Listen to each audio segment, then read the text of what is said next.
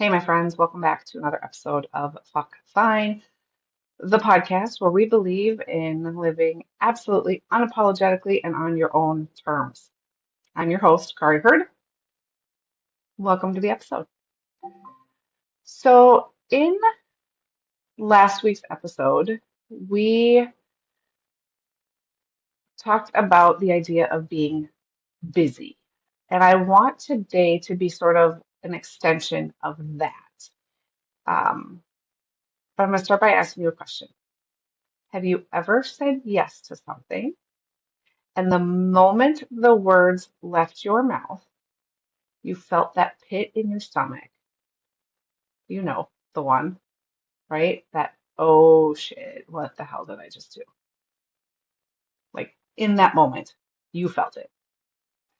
So today we are going to talk about, I'm going to kind of take you behind the curtain, so to speak, for my own decision-making process, give you some suggestions and ideas for figuring out what things opportunities, whatever, are actually an aligned hell yes versus the things that are going to drain you later, right? Like those things, when just, you're drained, battery's at 2%, and you say yes.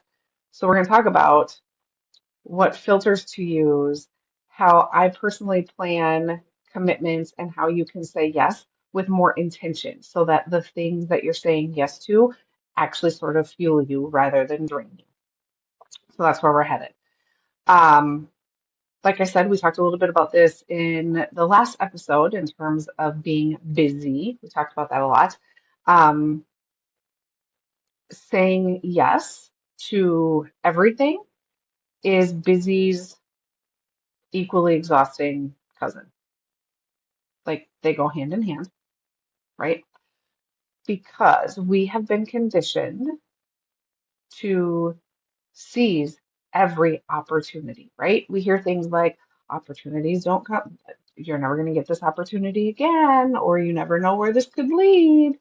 And this idea of if you don't take this opportunity now, it's never going to come back around again, which is absolutely untrue. If it's meant for you, it will come back around until you take it. Um, we've also been very conditioned to help everyone always and be endlessly available.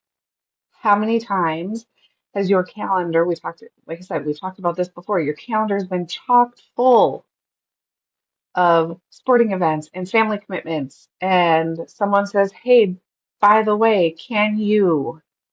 And you say yes anyways because we're expected to be available. And we're expected to be adventurous and try all of the things, right? So we're supposed to, again, seize these opportunities. And we're sort of sold this idea of FOMO, like if you don't do it now, you might not ever get to do it. None of those things, seizing opportunities, helping people, none of that is inherently bad. I love helping people. I love having spontaneous adventures. I love taking advantage of aligned opportunities that are going to help me grow. But it's not what you're doing, it's the intention behind it, the energy behind it, right? When we say yes from a place of fear, right? Fear of missing out, fear of disappointing someone, fear that, you know, it something better is not coming, whatever you want to, whatever your fear is. We often say yes to things that are actually misaligned. Instead of listening to ourselves, we become more worried about what we might miss, what people might think. And that's when we start draining ourselves and creating this exhaustion and this burnout.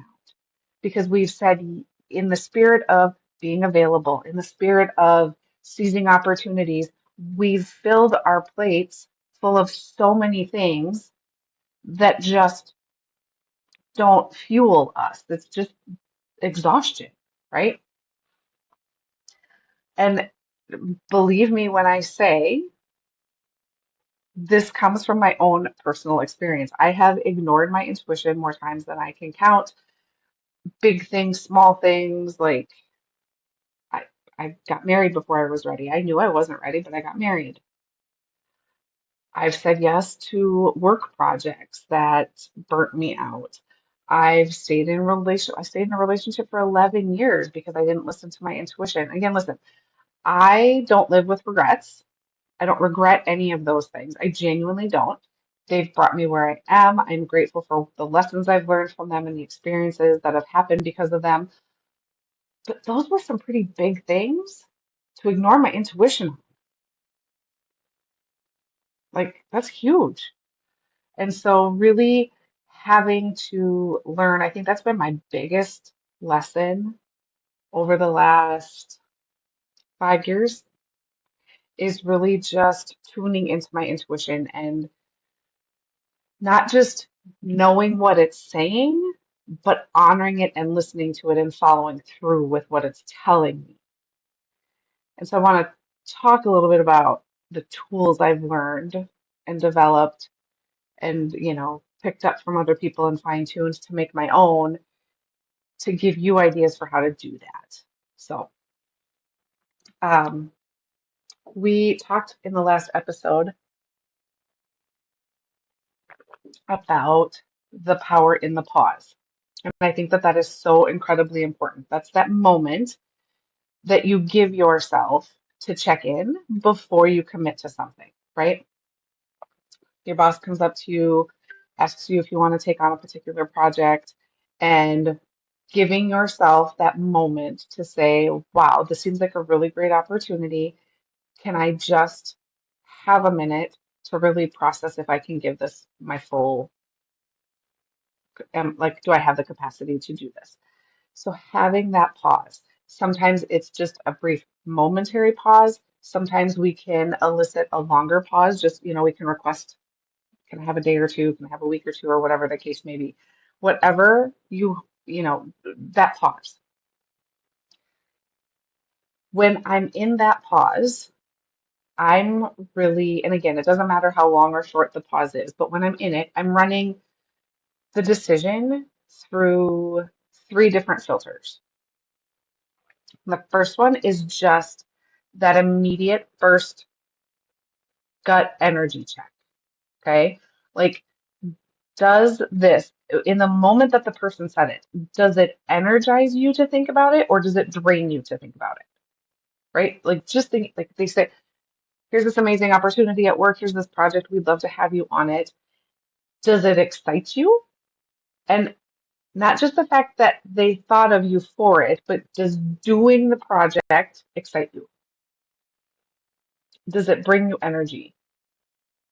Or when you think about it, do you just all of a sudden feel like, oh my God, like you're already drained? And then if you have a little bit longer pause, take a moment to think, because like I alluded to, sometimes when somebody asks us to do something, there's this initial like excitement because somebody thought of you and they thought you were worthy of it and they thought you were a good fit for it. And so we get a little bit excited just at that, right? Pause long enough to ask yourself, okay, I'm excited right now, but am I going to continue to be excited about it? Is it going to fuel my energy or is it going to drain me? Okay. Second filter kind of goes along, it piggybacks a little bit on energy, is checking in with your intuition. Okay. Developing really that connection and learning to listen to what your body is telling you. Like what in that moment, what is your body's reaction? Do you tense up? Do you get that pit in your stomach? Do you feel heaviness in your shoulders? What is your body feeling in the minute that somebody presents you with an opportunity? I know for me, if it is I get there's a very certain kind of pit that I get in my stomach, and it's in a very specific part of my stomach. and I get a heaviness in my chest, right? Versus when it's an aligned something and it really is an opportunity for me, I get sort of this light, buzzing, sort of butterflies in my stomach and this buzz kind of in my neck and on my shoulders, just like this, and then I get the chills. If you're not sure, because we've also been programmed to not slow down long enough to listen. So if you're not sure, just start paying attention. Like just notice, just pay attention, right? Um, and then I want you to use this strategy to help grow that, okay? Um, Obviously, journaling, quiet time, paying attention to your gut reactions, those are all first steps. But if you really want to really get connected to your physical body and use it as sort of that compass, I want to share with you an exercise that I started doing um, that has been a huge, huge help. It starts like this. Um, Lie on the floor. You're going to put one hand on your chest and the other one on kind of your lower belly. And I want you to just lie there and take a few just deep cleansing breaths. Don't worry necessarily about clearing your mind just yet. Just get yourself sort of calm. The act of touching your chest and your stomach is sort of like tapping somebody on the shoulder to get their attention. You're telling your body, hey, we're going to have a little conversation here. Hello. Um, and then once you've sort of tuned in a little bit, calm down, start asking yourself yes or no questions that you already know the answer to. I know it sounds silly, trust me.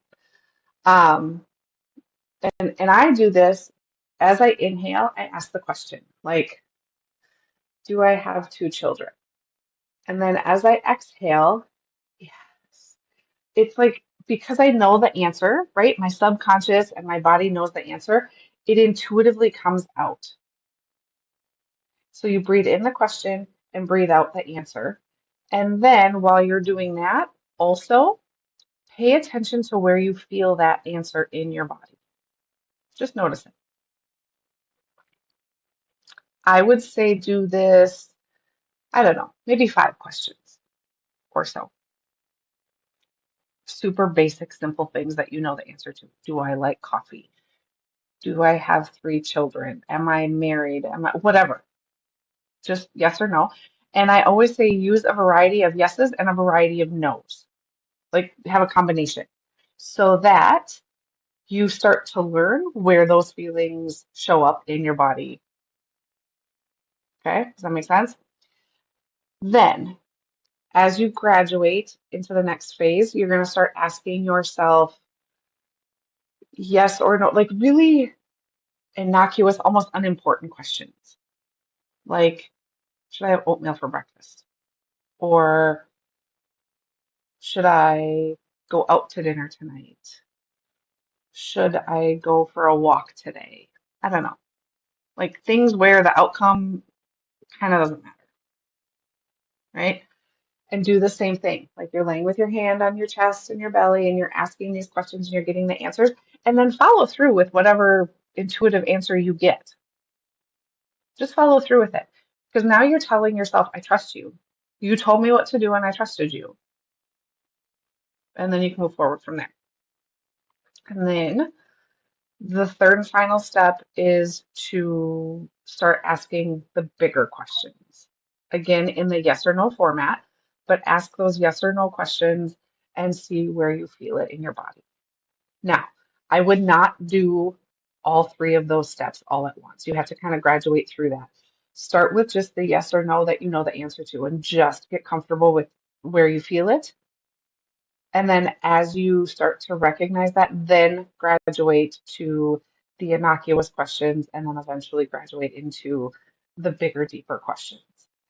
The purpose of doing this intentionally by yourself is so that later, when you're in the moment and the person asks or requests something of you, you'll know that gut feeling. You'll know that you get that, like I said, that very certain, pit in your stomach, right? You'll know that heaviness in your chest. You'll recognize what they need and you'll be able to act accordingly. The third filter is values alignment, right? Um, we making sure that you know what your, I call them energetic values.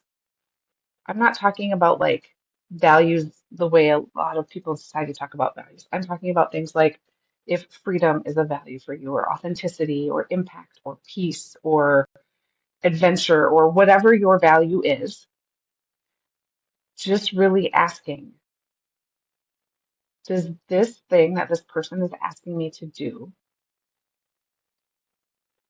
does it support one of my values, or does it sort of erode it? Okay? Because every yes or no either strengthens or erodes your integrity. Not necessarily your integrity with somebody else, but just your integrity with yourself, right?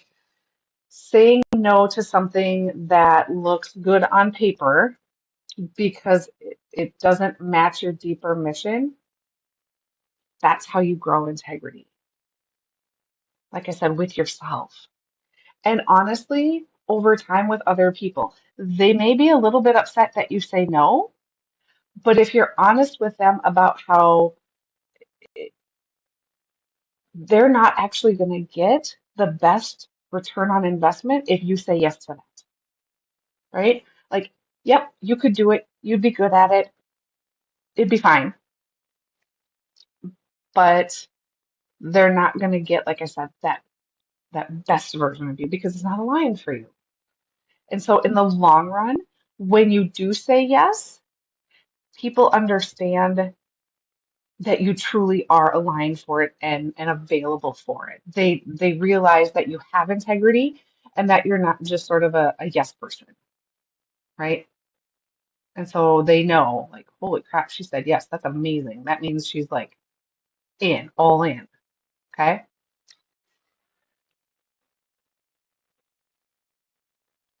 So how do you plan around? So those are sort of the in the moment strategies.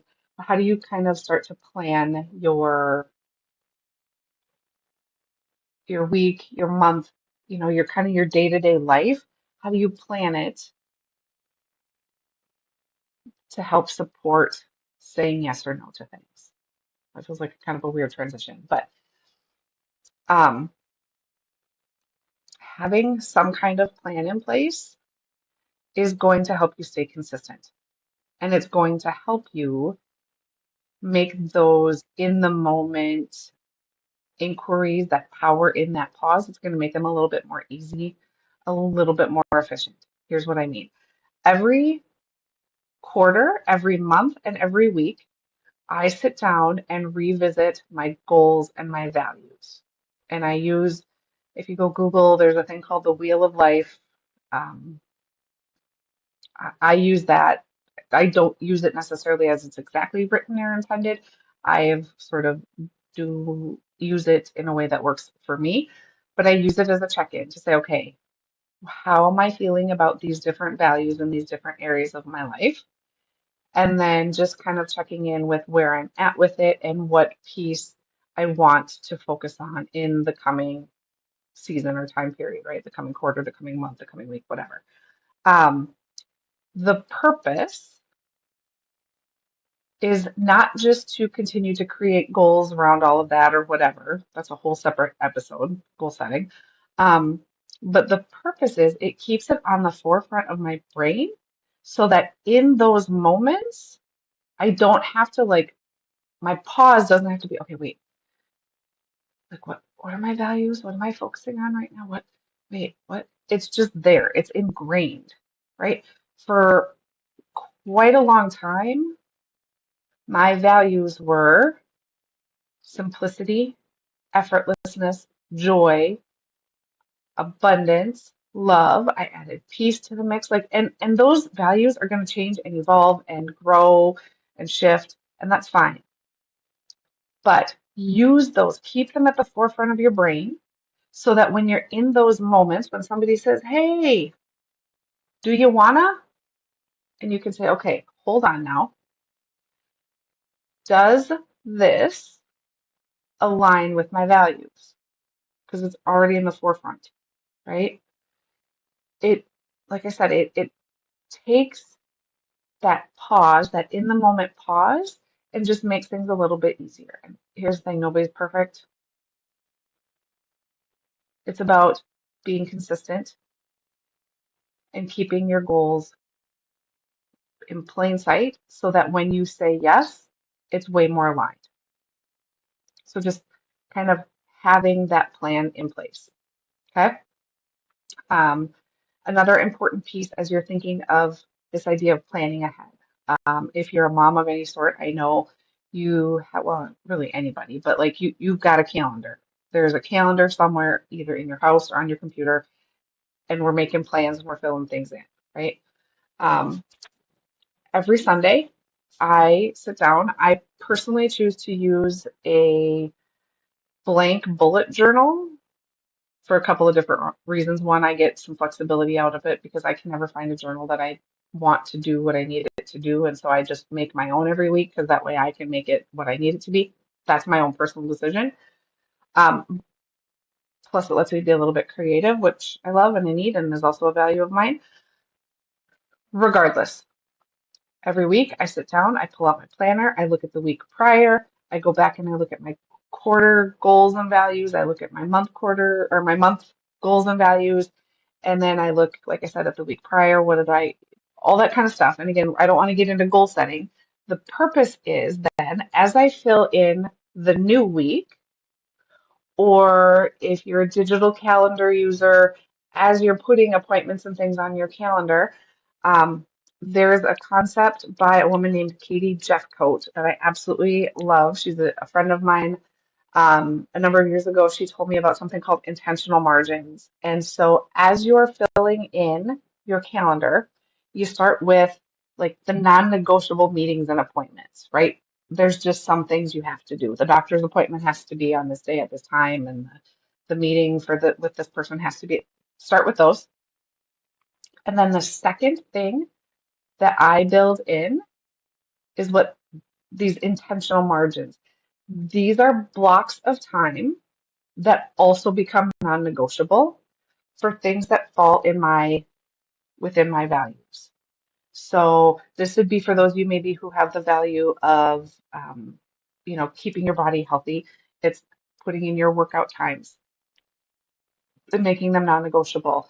If um, she always used the example like the way their sports and activity schedule was, family dinner was never an option. So they made family breakfast a non-negotiable every like weekday or whatever the case may be. But that was an intentional margin.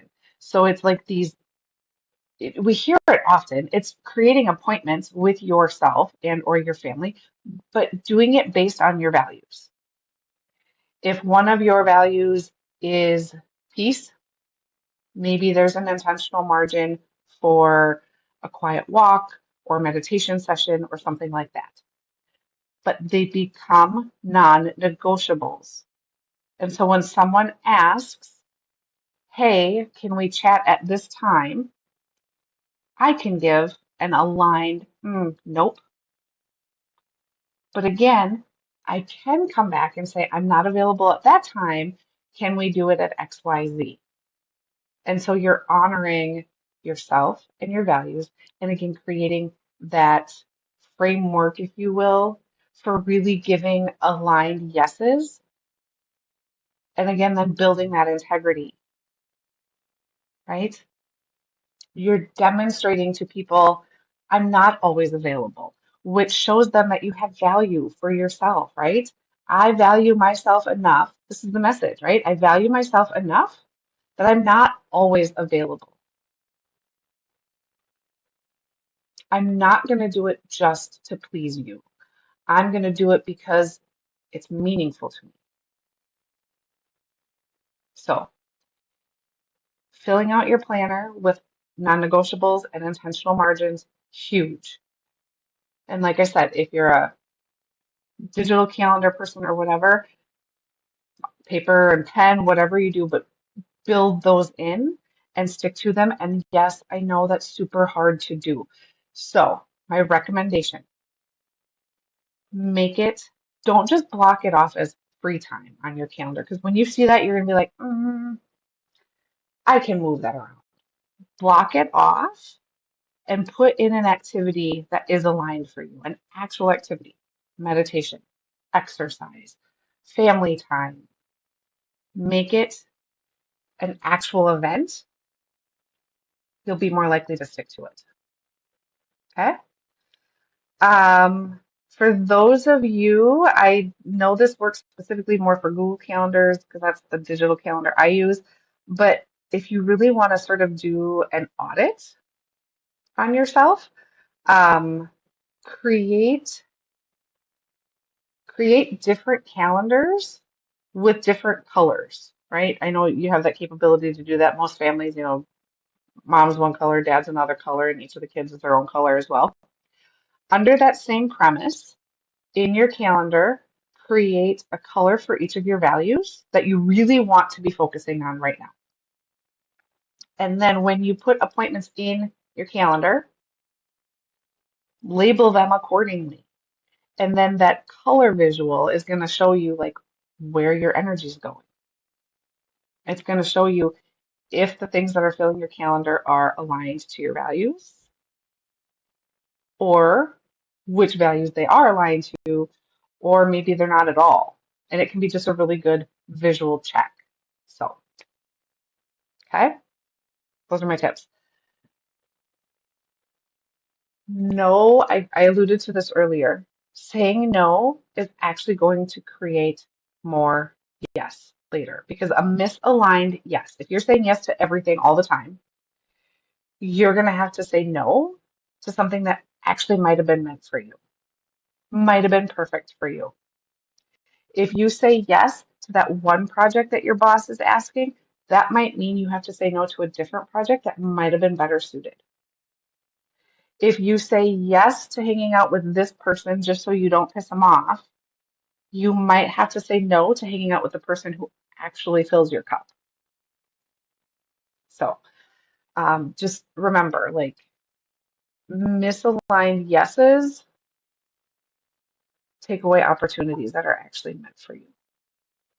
And so by saying no, you're creating actually more opportunities to say yes. Okay? All right. Homework, my friends. Just start with two things. Start by auditing your yeses from the last month, whether you actually go in and recolor code them like I talked about, or if you print your calendar or just look at it and just kind of audit them. How many of them were really aligned? How many of them were based from fear? And then ask yourself, you want to journal about it? Great. You just want to reflect on it? Great. What am I currently saying yes to that feels heavy or forced? And what am I craving space for that I've been saying no to? Ask yourself those two questions. Go do your audit. And then also this is the second part of your homework, go do the yes no activity to get yourself reconnected to your body so that in those moments when someone asks you, you have a better idea of what intuitively, and not to say like your body's going to say no. It, like you can still take time to think about it, but know what your body's saying. Okay. If you want to dive deeper into any of this, I will put the link in the show notes for my $27 journal. I've got exact prompts that I use that help me stay aligned to my yes and my no and all of that kind of stuff. And then just this final reminder before I sign off for today, my friends, every yes is a no to something else. So make sure your yeses are worth it. I love you. I will see you in the next episode.